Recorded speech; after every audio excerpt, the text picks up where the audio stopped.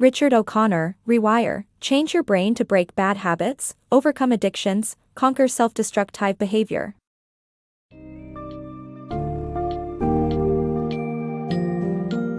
Are you struggling to break free from bad habits and self-destructive behaviors? The book Rewire, Change Your Brain to Break Bad Habits, Overcome Addictions, Conquer Self-Destructive Behavior by Richard O'Connor provides insightful strategies to help you take control of your life. Delve into the complex relationship between your conscious and automatic selves, learn how your brain can create new positive connections, and understand how emotions play a crucial role in our lives. Get ready to face the challenges of overcoming self-serving biases and come out victorious by practicing mindfulness, building self-control, and creating a healthy, supportive social network.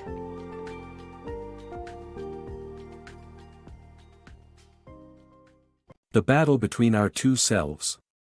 We all have two selves that affect our decisions, the automatic self and the conscious self.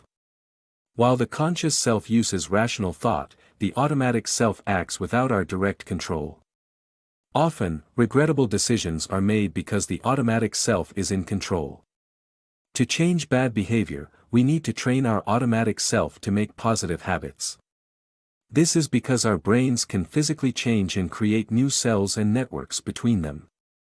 As we repeatedly do certain actions, nerve cells grow and bond together, making it easier to form habits. By developing good habits, we can replace bad ones and strengthen our conscious self to be more dominant. The power and perils of habits. Habits form when patterns of behavior become normal and create new pathways in the brain. Our automatic self has both good and bad habits, which we learn subconsciously. However, self-serving biases can lead to destructive habits that we fail to acknowledge. While self-serving biases improve confidence and happiness, they can distort reality and lead to overconfidence. Biases operate unconsciously, and we tend to make the same mistakes without conscious awareness. The challenge, therefore, lies in unlearning bad habits and correcting self-serving biases to make better choices. The chemical reaction of emotions. Emotions are like a boiling tea kettle, they build up and have breaking points. Negative emotions such as fear, anger, and guilt can lead to self-destructive behavior when they are repressed. Thinking that emotions are wrong can result in self-harm and frustration. This self-destructive behavior is a result of the conflict between your conscious and automatic selves. Both selves sometimes offer confusing advice, leading to self-hurt. However, emotions are simply reactions and not inherently wrong. Anger can be a positive emotion that gives courage to protect ourselves or loved ones.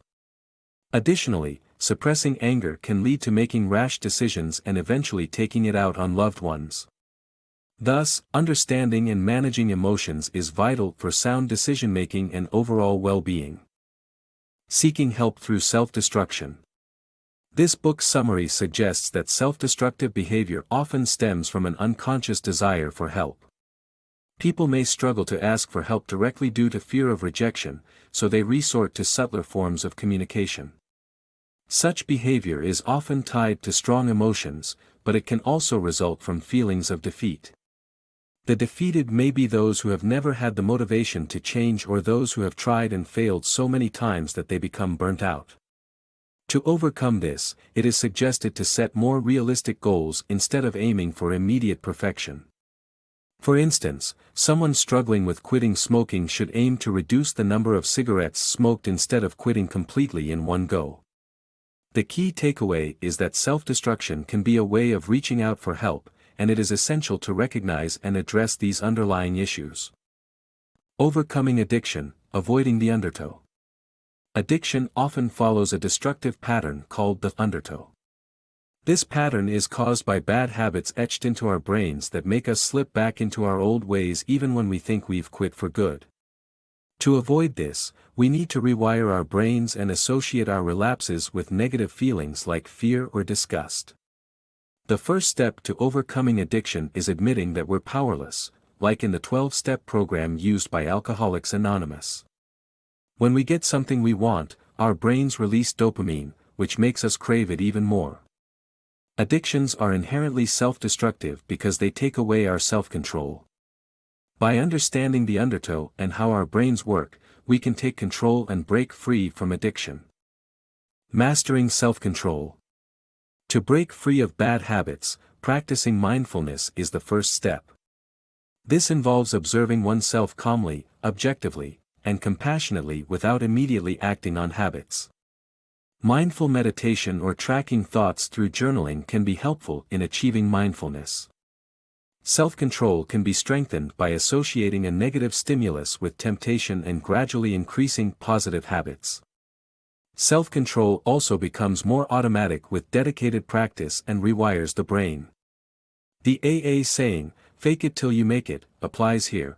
Pretending to be kind or in control eventually leads to positive habits becoming ingrained. Finally, building stronger relationships with positive people enhances self-control and the formation of positive habits.